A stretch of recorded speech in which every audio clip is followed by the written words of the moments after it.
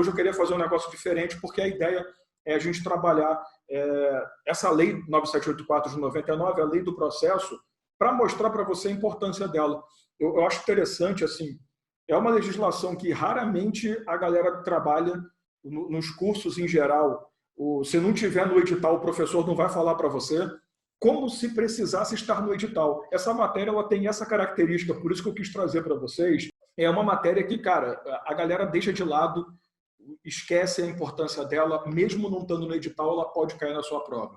Porque, primeiro, a Lei 9784, ela não só é a lei do processo administrativo do Brasil todo, como também é a lei dos atos administrativos. Então, boa parte do que você estuda de atos, convalidação de ato, a questão dos elementos, está tudo aqui. Sabe? A gente tira elementos da lei da ação popular, mas traz também aqui a regulamentação, delegação, a vocação, está tudo aqui. Sabe? Então, assim, é o primeiro detalhe. Atos está aqui dentro. Outra, quando você vai estudar, por exemplo, a própria 8.112 ou qualquer estatuto aí, de servidores, a parte processual ela é toda baseada nessa lei ou ela é complementada por essa lei. Então, o processo também a gente vai falar aqui, sabe? Então, assim, é uma lei que eu considero que é muito maltratada e ela tem uma importância absurda para o nosso trabalho. Então, eu trago para vocês com essa motivação, sabe? Por que eu quero mostrar essa lei para você? Eu considero que ela tem que ser estudada antes mesmo de você cair no Estatuto da Vida, antes de você cair em lei de licitações, antes de você cair em lei de improbidade, essas leis que têm uma produção processual muito séria. Né? Porque, assim, nossa cabeça não está muito preparada, e eu não estou falando por incapacidade intelectual nem nada não, tá, gente? Pelo amor de Deus. Mas a nossa cabeça não está preparada, eu digo de um cara que fez faculdade de Direito e saiu sem saber isso direito, para analisar uma questão de processo administrativo e uma questão de processo judicial. A gente não tem muito essa preparação. Para nós, assim, parece que é tudo a mesma coisa. Né? E, porra, o procedimento administrativo é muito, mas muito diferente daquele que você está acostumado quando você estuda processo penal, quando você estuda processo civil, até eventualmente processo trabalhista, né? Dependendo da prova que você venha fazer. Então, eu achei muito importante a gente trabalhar esse assunto, exatamente pelo fato que o processo administrativo ele norteia quase todo o seu trabalho no direito administrativo, sabe?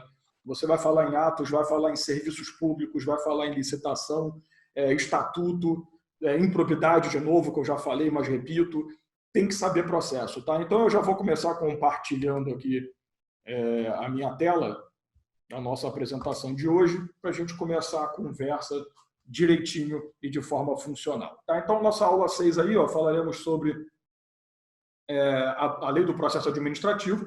E o que eu quero trabalhar com você, na verdade, são dois pontos principais sobre essa lei.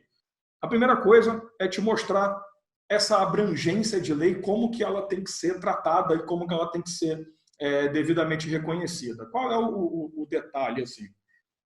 A Lei 9784, se você olhar o artigo 1º dela... Então, vamos lá. Ó.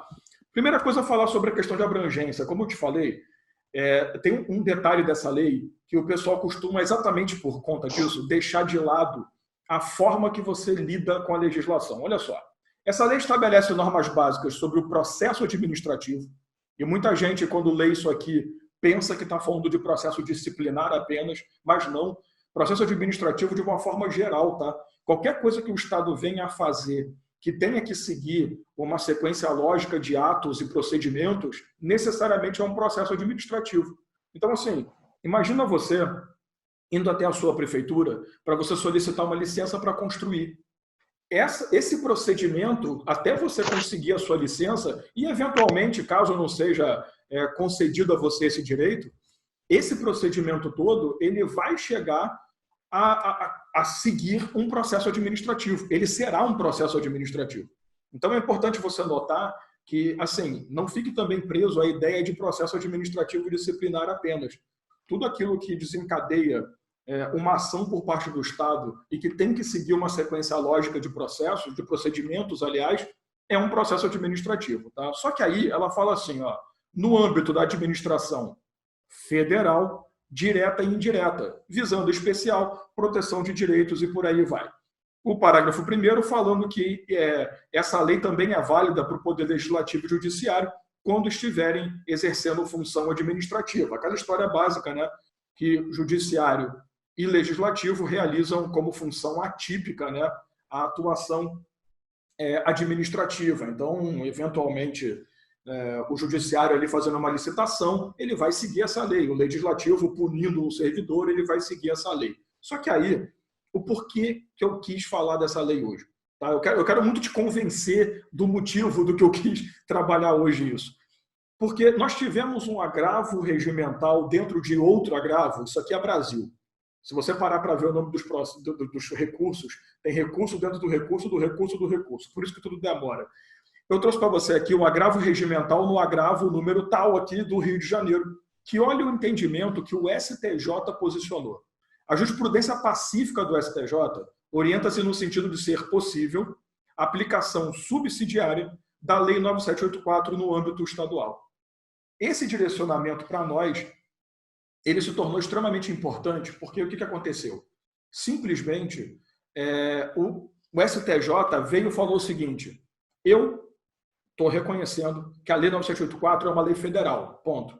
Lei federal significa que ela se aplica apenas no âmbito da federação, da União, né, especificamente. Porém, existem muitos estados e municípios também que não possuem uma legislação processual administrativa específica. Por exemplo, Rio de Janeiro eu sei que tem. Né? Quem está fazendo o TJ do Rio, lá no TJ do Rio tem. Tá?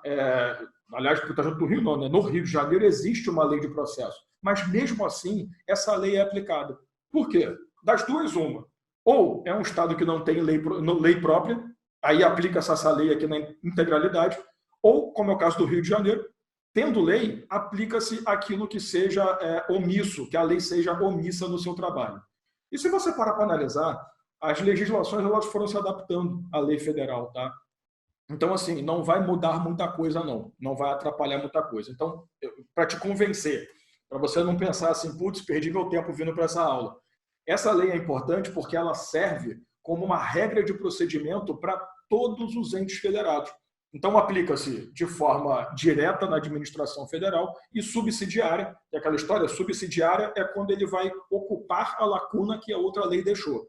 Não tem lei ou a lei foi omissa em algum ponto. Você vai aplicar essa legislação aqui, tá? Então, trabalhar essa lei é muito importante porque ela vai servir como o regramento processual. E aí eu volto a falar, qualquer coisa, eu vou pedir uma licença. É um processo administrativo, até essa concessão de licença, de trabalho mesmo, sabe? Quero uma licença para acompanhamento do cônjuge.